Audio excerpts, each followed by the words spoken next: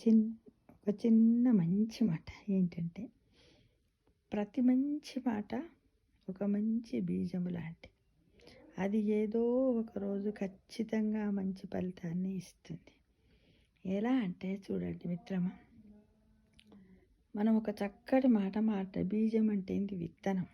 ఆ విత్తనాన్ని మనము నాటినట్టయితే చక్కటి చెట్టు వస్తుంది.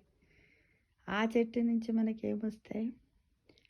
పుష్పాలు, ఫలాలు, కాయలు అన్నీ వస్తాయి. వాటిని తిని ఆనందంగా ఉంటాం. కాబట్టి మనకెంతో ఫలితాన్ని ఇస్తుంది, తృప్తిని ఇస్తుంది. మన జీవితం 3 పూల 6 కాయల్లా ఉండేలా చేస్తుంది. కాబట్టి ఒక్క మాటకు ఎంత విలువ ఉందో చూడండి. మనం మాట్లాడేటప్పుడు చాలా జాగ్రత్తగా ఆలోచించి, ఇది ధర్మమా అధర్మమా, సత్యమా అబద్ధమా అని అన్వేషిస్తూ చక్కటి పలుకులే మన నోటి నుండి రావాలని ఆ శ్రీమాతను మనం ఎల్లవేళలా, సరస్వతీమాతను ఎల్లవేళలా ప్రార్థిస్తూ మన నోటి నుంచి ఒక మంచి మాట, బీజం లాంటి మాటలే రావాలని, అది నలుగురికి ఉపయోగపడాలని, నలుగురిని సంతోషపెట్టాలని, నలుగురికి ఉపయోగకరంగా ఉండాలని, సమాజ సేవకు కూడా అది ఉపయోగపడాలని, అలాంటి ఫలితాన్ని ఇచ్చే మాటలు మన నుండి రావాలని ఎల్లవేళలా అమ్మవారిని మనము